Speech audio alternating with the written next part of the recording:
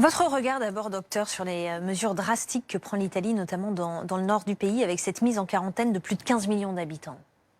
Écoutez, moi je ne vais pas juger, je connais en plus pas bien le système italien. Je pense qu'ils sont confrontés avec une épidémie qui a monté très vite. En plus, ils ont encore la grippe, alors que nous, on est en décroissance. Donc ça veut dire qu'ils ont... Je crois qu'il faut protéger le système de santé. Je pense que c'est le sens de ces mesures. Il faut que les moyens de la santé soient consacrés à la fois aux gens qui ont des complications de cette virus et également aux autres malades. Moi, mon souci à moi, c'est comment je fais avec mes patients qui ont autre chose. L'infarctus, le bloc auriculo-ventriculaire, l'accident vasculaire. Essayez d'appeler le 15 en ce moment. Donc je veux dire, ils vous rappellent au bout d'une heure et demie, mais c'est normal, tout le monde appelle. Donc ce que je veux dire, c'est que la problématique, c'est organiser l'accès des soins aux gens qui ont le plus besoin, rassurer les autres. Bon, eux, ils ont trouvé de les laisser chez eux. Ça ne va pas durer des siècles. On peut espérer qu'en Italie, ça va décroître comme ça a commencé à décroître en Chine. Et à ce moment-là, on va calmer le jeu. On a un article de ils veulent protéger leur système de santé et il est en plus pas pareil. Enfin, nous, on a aussi nos problèmes, hein, mais il est assez différent d'une région à l'autre. Oui, alors juste... voisins. Donc du coup, on protège tout le monde en disant aux gens restez chez vous, ce qui est quand même la meilleure manière de ne pas avoir un afflux à l'hôpital. Justement, on a ce soir un article de La Croix, Paolo, qui parle de cette situation, du système sanitaire qui n'est pas forcément adapté, et encore moins dans le sud, qui pour l'instant est plutôt épargné par l'épidémie. Mais il est noté dans les unités qui accueillent les patients infectés dans le nord du pays, les médecins sont déjà appelés à privilégier ceux qui ont plus de chances de s'en sortir.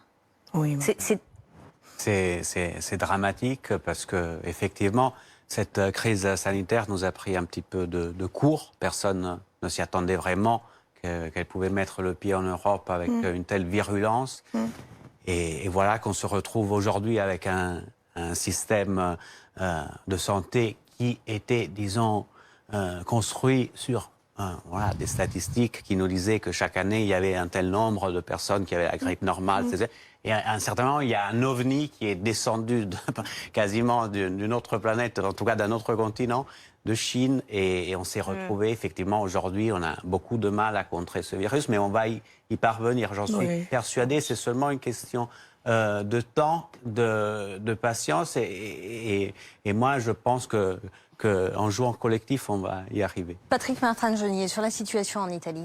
Oui, écoutez, moi je connais un peu la situation là-bas. Il faut savoir une chose qu'on n'a pas signalée ce soir, c'est que cette épidémie grandissante en Italie part aussi d'un hôpital, d'un dysfonctionnement très clair du service public hospitalier italien, où des médecins, c'est le ministre de la Santé italien qui l'a dit, n'ont pas pris les mesures qui étaient nécessaires lorsque les premiers malades sont arrivés au sein de l'hôpital. Ce qui veut dire aussi que c'est en fonction des caractéristiques de chacun des services hospitaliers. En France, on a la chance d'avoir un service hospitalier très performant. Il peut y avoir des difficultés. Non, mais ça, Patrick, c'est exactement le même cas. Non, mais c'est le même cas. Vous citez le cas de Codogno, qui est exactement le même scénario de Loire. Et alors, premièrement. Deuxièmement, j'estime que confiner toute une région, 16 millions, c'est pratiquement impossible. L'Italie se retrouve dans une situation qu'elle n'a pas connue depuis la Seconde Guerre mondiale. On ne va quand même pas confiner 16 millions de personnes. C'est un quart de la population du pays. C'est un quart de la population. J'ai même entendu aujourd'hui le Premier ministre tchèque disait qu'il fallait confiner toute l'Italie. Donc, il faut qu'on arrête dans ce délire, en quelque sorte, parce qu'on ne va pas arrêter le fonctionnement de l'économie mondiale.